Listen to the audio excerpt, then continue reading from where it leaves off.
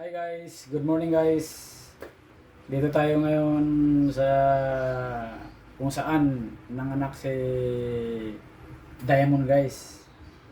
2 days na ngayon yung tuta guys. Pakita natin kung gaano kabagsik yung tuta ngayon guys na nilabas ni Diamond. Si Diamond guys ay micro veneno line.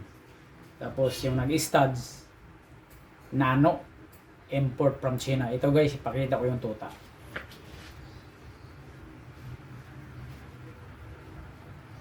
Ito yung mga mukha ng tuta guys, oh.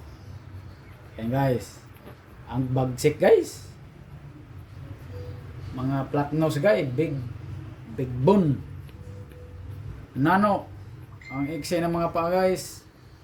Kita mo yan guys, 2 days pa lang yan guys ha.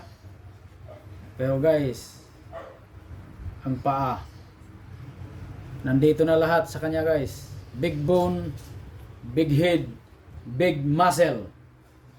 2 days pa lang guys. Ang bagsik.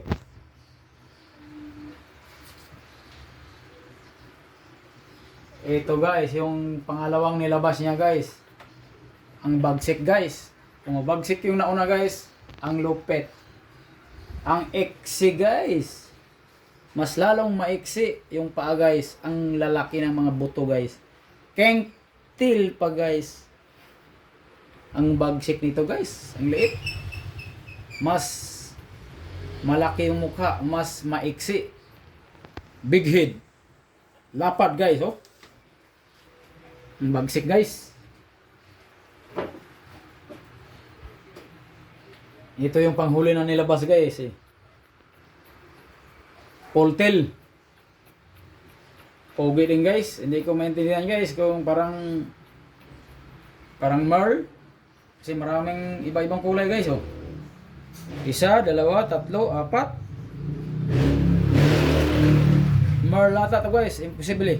Impossible Merl. Lilac Merl. Laki rin guys, oh.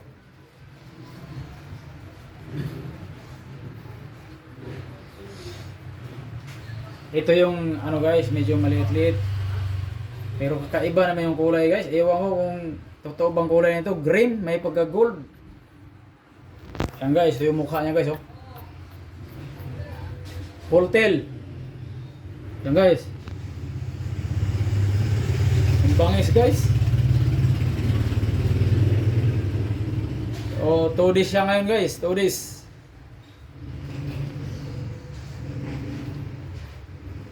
Green ang kulay guys. Mayroon bang ganitong kulay guys? Di ko alam kung talagang tunay ba talagang kulay niya. Green o may pagka yellow gold. Lupit dito guys.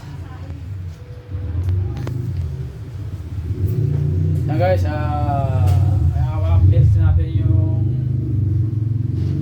lalaki guys na nag-stats dito guys ay nano. Import from China. So ito yung napakalupit na aso guys na nakita ko guys. Import from China. Nano, napakababa guys. Ang lapad ng katawan guys. Ito yung nag-studs kay Diamond guys. Hintayin natin yung result nito guys. Kung gaano kaganda guys. Abangan natin guys. Kung umabot na ng ilang linggo to, video natin uli. So, salamat guys sa pagsubaybay. Hanggang dito lang muna tayo. Thank you. God bless. Kailangan malakas tayo lahat guys.